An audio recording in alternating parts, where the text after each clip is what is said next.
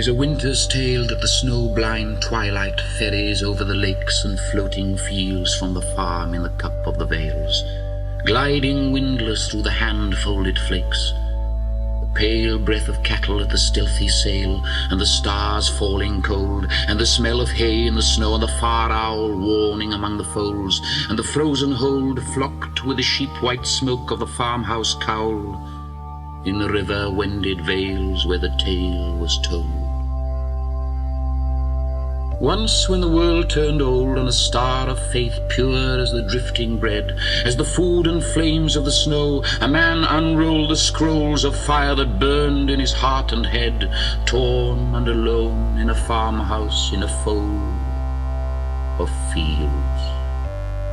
And burning then in his firelit island, ringed by the winged snow, and the dunghills white as wool, and the hen roosts sleeping chill, till the flame of the cock-crow combs through the mantle yards, and the morning men stumble out with their spades, the cattle stirring, the mousing cats stepping shy, the puffed birds hopping and hunting, the milkmaids gentle in their clogs over the fallen sky, and all the woken farm at its white trades.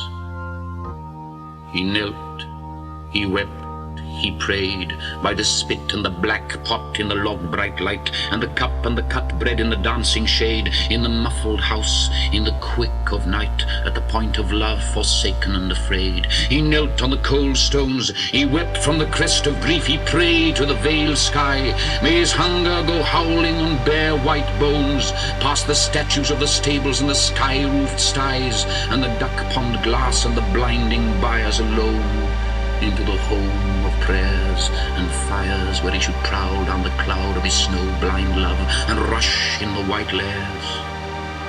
His naked need struck him howling and bowed, though no sound flowed down the hand-folded air, but only the wind-strung hunger of birds in the fields of the bread of water, tossed in high corn and the harvest melting on their tongues, and his nameless need bound him burning and lost, when cold as snow he should run the wended vales among the rivers mouthed in night, and drown in the drifts of his need, and lie curled, caught in the always desiring center of the white, inhuman cradle, and the bride bed forever sought by the believer lost, and the hurled outcast of light.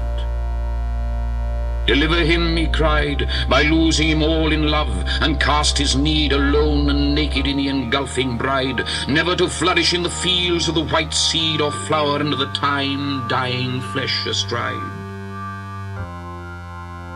Listen, the minstrels sing in the departed villages. The nightingale, dust in the buried wood, flies on the grains of her wings, and spells on the winds of the dead his winter's tale. The voice of the dust of water from the withered spring is telling. The wizened stream with bells and baying water bounds, the dew rings on the gristed leaves, and the long-gone glistening parish of snow. The carved mouths in the rock are wind-swept strings. Time sings through the intricately dead snowdrop. Listen. It was a hand or sound in the long-ago land that glided the dark door wide. And there outside on the bread of the ground a she-bird rose and rayed like a burning bride. A she-bird dawned, and her breast with snow and scarlet down. Look, and the dancers move on the departed snow-bushed green, wanton in moonlight as a dust of pigeons, exulting the grave-hooved horses, centaur dead, turn and tread the drenched white paddocks in the farms of birds. The dead oak walks for love. Carved limbs in the rock leap as to trumpets. Calligraphy of the old leaves is dancing. Lines of age on the stones weave in a flock, and the harp-shaped voice of the water's dust plucks in a fold of fields. For love, the long-ago she-bird rises. Look, and the wild wings were raised above her folded head, and the soft feathered voice was flying through the house as though the she-bird praised, and all the elements of the slow fall rejoiced that a man knelt alone in the cup of the vales, in the mantle and calm, by the spit and the black pot in the log bright light, and the sky of birds and the pune voice charmed him up, and he ran like a wind after the kindling flight, past the blind barns and byres of the windless farm.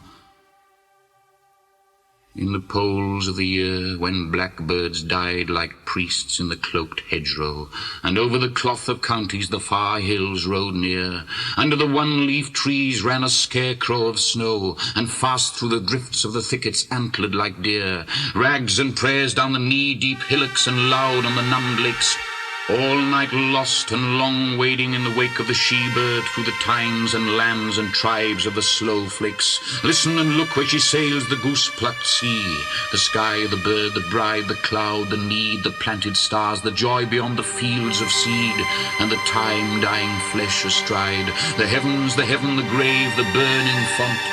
In the far-ago land the door of his death glided wide, and the bird descended on a bread-white hill over the cup farm and the lakes and floating fields, and the river-winded vales where he prayed to come to the last harm, and the home of prayers and fires. The tale ended. The dancing perishes on the white, no longer growing green, and minstrel dead, the singing breaks in the snowshoed villages of wishes that once cut the figures of birds on the deep red, and over the glazed lakes skated the shapes of fishes flying. The right is shorn of nightingale and centaur dead horse.